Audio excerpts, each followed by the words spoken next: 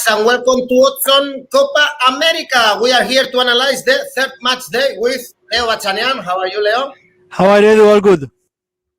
And with all of you, remember, leave a comment below in the video or ask any question to Leo, and you will have the chance to win a £10 free bet with Novibet. And if you enjoy our videos, press the like button, subscribe to our channel, and click on the bell to get all the notifications. Leo, we actually just saw Argentina beating Uruguay with Messi shining. We've also seen how Neymar is shining and how Brazil is trashing every single rival. How do you see this Copa America so far? I'm enjoying it, Edu. To be honest, I'm really enjoying it so far, this Copa America. It is true, Brazil and specifically Neymar, they are still in the show, that's for sure. But it's something that I remember we talked about in the first preview. It's something not just us, but everyone could have imagined that Brazil will be running this Copa America. And they are like so much still in the show that after the game against Peru, even Tite was asked if he would like Brazil to be playing at the European Championship rather than the Copa America. And well, to be honest with you, I think that Brazil could do great things even in the Euros 2020 if they were playing there. But not just Brazil and Neymar, we saw the spirit, the fighting coming from Venezuela as well. What Fariñez, the goalkeeper, has done against Colombia was amazing. One of the best individual performances I ever seen in a Copa America match. As you said, Messi just 4 hours ago against Uruguay was very good, as he's been as well against Chile. It looks like he's picking up again his rhythm with the national team. In Colombia, Juan Cuadrado, even though he didn't have his best game against Venezuela, he's always delivering. Edwin Cardona is looking good with the 10 in his back. We haven't seen so much from Uruguay yet. It's true they only played one game and they lost just 4 hours ago against Argentina. Chile's first half against Bolivia yesterday was wow. Very, very good one. Even they have like their English player scoring in Brent Brereton. But again, Edu, to summarize, it's been so far for me. I'm enjoying it so much, this Copa America 2021. Good. Then let's start with Group B. Actually, Brazil is not playing in this match day. There are 5 teams per group, and they are resting. So the first game we are going to analyze is Venezuela-Ecuador. You just mentioned, Leo, how Venezuela's goalkeeper was shining against Colombia. They got their first point in the competition after this goalless draw against Colombia. They were quite lucky, actually. They should have lost that game after the 3-0 defeat with Brazil. So actually no goals for Venezuela, for the Vinotinto in the last 3 games, including the World Cup qualifier with Uruguay. And Ecuador also 0 points. They only played 1 game, was against Colombia, 1-0 defeat, and now 3 defeats in a row for them. But actually the 3, they are favorite, odds 1.75, because, Leo, we all remember the good job they were doing in the World Cup qualifiers before the last games, actually. Yes, absolutely, Edu. And I agree. Ecuador is the favorite for this one. I will start with Venezuela. Nevertheless, we spoke about all the problems they've been having. The COVID. They lost 8 players. They need to recall 15 players. Salomon Rondon injured. Darwin Machis the same. But at the same time, even if they didn't have any of those problems, Edu, and I think you would have asked a Venezuelan fan before the start of the Copa America that after 2 games against Brazil and Colombia, the 2 best teams in their group, they will have 1 point. I'm not saying they're going to be throwing a party in Caracas, but I think it's something they will have signed, So it's not too bad as it looked like. Yes, to keep dreaming, they will need a little bit more. But Jose Peseiro is doing his best with taking into account the context I've been describing. He chose a defense of 5 against Colombia, tight lines, very close to his area, and they place plenty of confidence and faith in the ability of his goalkeeper. We mentioned Fariñez, and the gamble is true, paid off. Would they need something more if they want to keep progressing to the knockout stages? Well, yes, of course, but they are definitely playing with their hearts, and you can never underestimate a team that plays with their hearts. The good news, Edu, for Peseiro is that Yangel Herrera, the Granada team played the second half with Colombia and will for sure be part of the starting lineup against the 3, and that should be something to cherish for the Vinotinto. On the other hand, yes, Ecuador, is the case of a pendulum, no, with Ecuador, the team that started the road to Qatar. You said with the loss in Buenos Aires, but then trashed Uruguay, trashed Bolivia, and Colombia, scoring 14 times in those matches. But since then, 3 games, they lost 3 of them. Um, Brazil and Peru in the qualifiers, and their debut against Colombia. So it seems to be a kind of like a blackout for the tricolor now on. The only thing that could see a yellow sign for Gustavo Alfaro, because even though yes, they lost the last 3 games, I think Alfaro is a capable, intelligent, and hardworking coach. So it should be taken with serenity this moment for Ecuador. But the only yellow sign I could see is that he used 23 players in the last 3 games. So basically, it could be natural rotation because of injuries or suspensions, but there is also a part of Alfaro not being very happy with certain players. For example, against Colombia, he started Pedro Ortiz, the MLA goalkeeper, instead of Alexander Dominguez, who was his first choice before. But some of the changes have been well received in Ecuador. Against Colombia, Piero Hincapié, a 19 years old center back who plays in Argentina in Talleres de Córdoba, made his debut.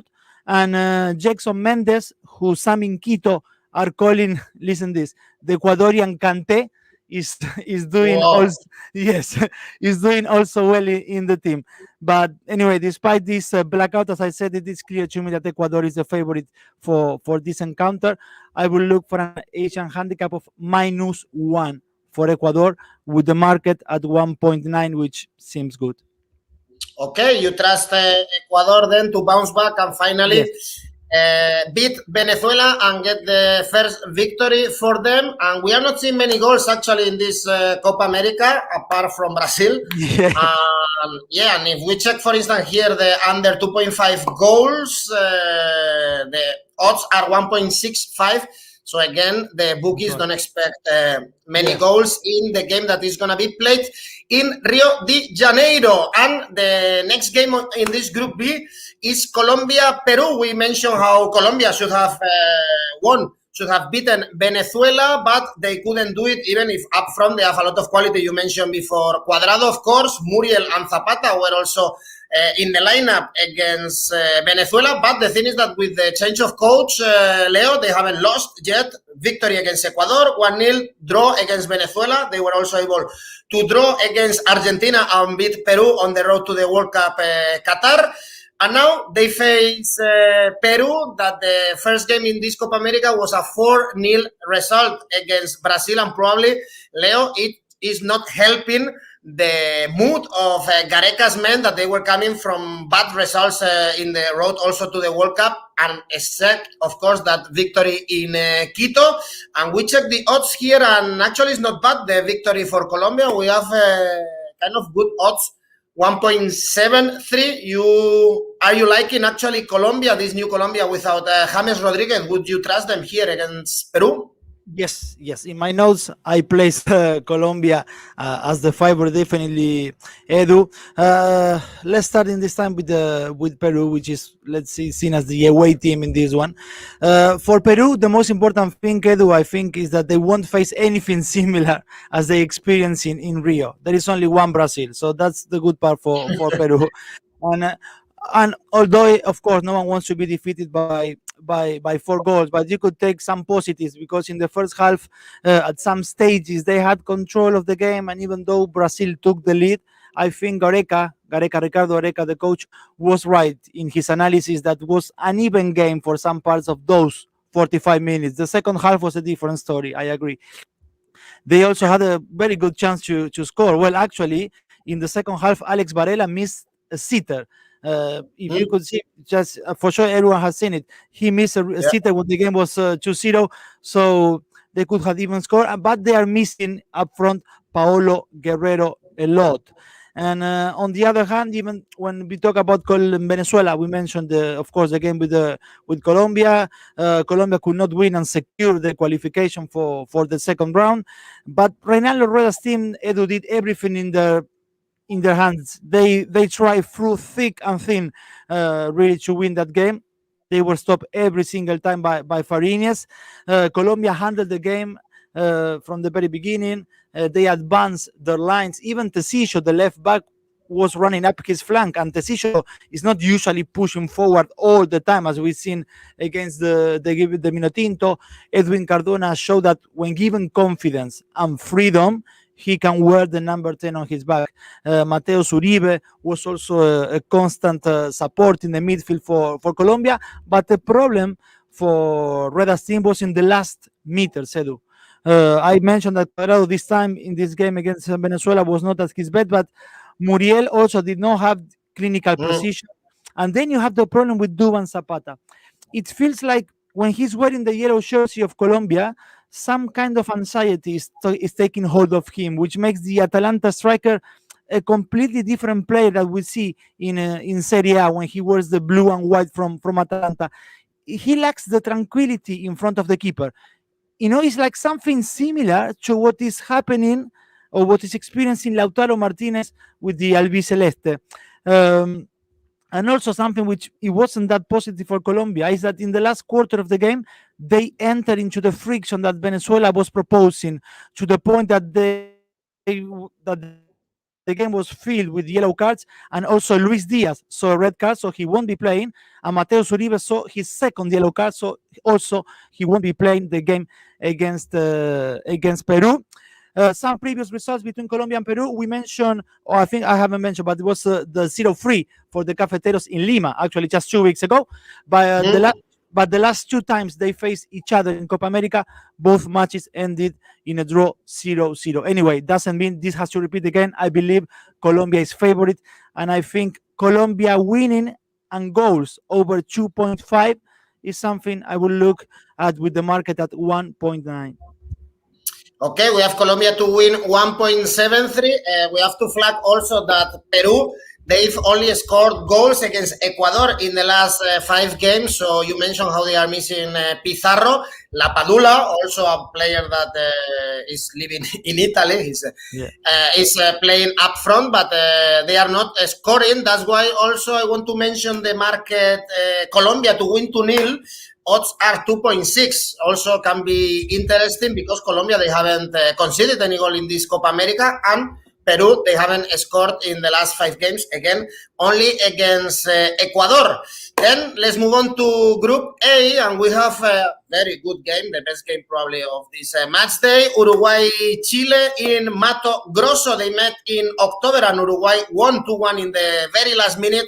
In the road to Qatar, now Uruguay, they have 0 points. They were very disappointed, Leo, against Argentina. They have Luis Suarez and Cavani, but they didn't touch the ball. They have a great team also in the midfield with Valverde playing, Betancourt, Torreira. Really good players, but was very disappointing their performance against Argentina. They deserved to lose, and they lost. Whereas Chile, you mentioned how they were good in the first half, 1-0 victory against Bolivia. Finally, they won a game after 3 draws in a row, but at the end they suffer. They are missing some firepower probably up front, and this is a key game for both sides, actually. Yes, and actually not just more than the first half altogether, which was very good. The first 25 minutes of Chile were like, seriously, one of the best 25 minutes I've seen lately of Chile.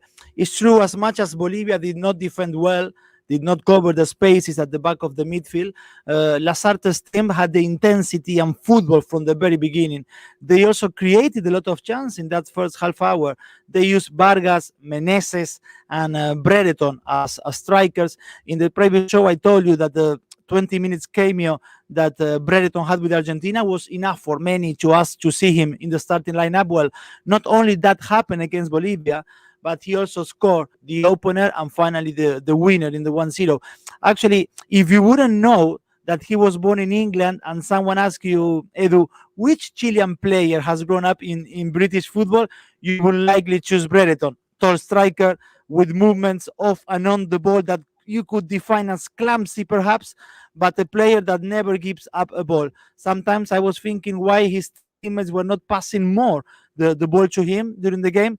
He was all the time gesticulating, asking for the ball. It is clear that they don't know him much yet, but I believe it's a good addition by Lasarte. And but as I spoke about the first half and about Brereton, the second half of La Roja Edu was not good. They let Bolivia grow into the game. They were lucky for Bolivia not to score, not to pass Bravo, who had again a good game. They could get away with it because was Bolivia the opponent, but they can't run the same risk against Uruguay, who has in front Cavani and Suarez, even though as well Cavani and Suarez, they are not in the best moment so far for the Uruguayan team. But still, I repeat, Chile cannot run the same risk that they ran in the second half against Bolivia.